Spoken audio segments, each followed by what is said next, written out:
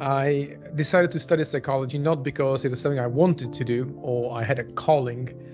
Simon, this is the right path for you. No, at all. I was 21, recently just returned back from living abroad, and I had no idea what to do with my life. Absolutely zero idea. So when my father asked me like, "Hey, what do you want to study? Like, which field do you want to go into?" I told him like, "I don't know." And I said, "You know what? Like psychology sounds like something useful because you can be learning about how people work, how people think, how the mind works. I'll be learning about communication, collaboration. I'll be learning about how people get broken, how to fix them, things like that. So I thought that sounds useful, right? And at the same time as I was studying, the only thing I really could do, that was my only professional skill, if you want to call it that way, I could teach people English, right? I had certification for that. So I thought, well, I could make some money this way while I'm studying.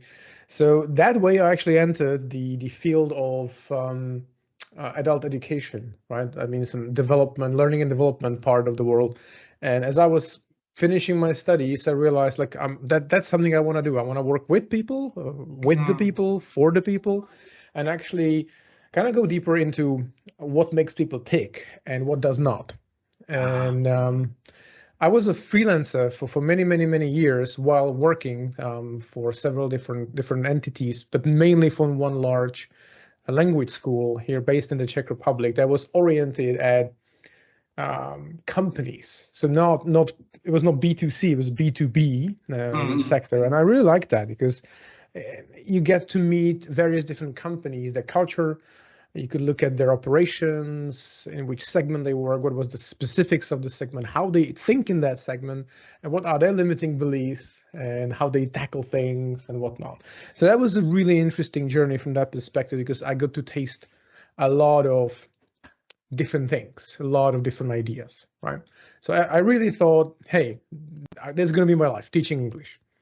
But as I finished my psychology degree at the University of New York or Empire State College, I pursued another one in international relations and diplomacy. And I literally at that time, I thought I'm going to become a diplomat and I'm going to work for the Czech state as a diplomat, right? That's going to be my career.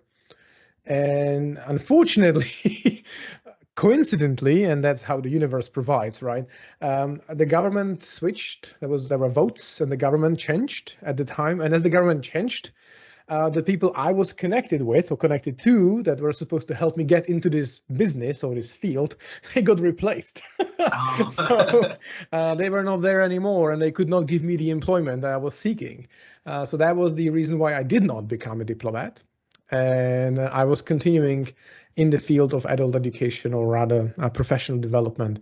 And then I finished my master's in international relations diplomacy. Never worked in the field, but again, it's a framework or school that actually helps you think about the world in systemic way. It teaches you a lot about communication. It gives you a lot of insights into how people are and how people work, how people make connections, how businesses are created, because negotiation between states or entities essentially is very similar to negotiation between companies and between people. So that was really helpful from that perspective as well. And yeah, I finished up being a teacher. I moved into a position of I can call it a senior teacher supervisor. Then I became a manager. I was leading a small team of people, developing them as well as clients, working externally. And eventually through other fields such as project management, and I organized a conference and things like that, I realized at some point that being a freelancer and working for someone is nice. I have my freedom in there, but it's not enough.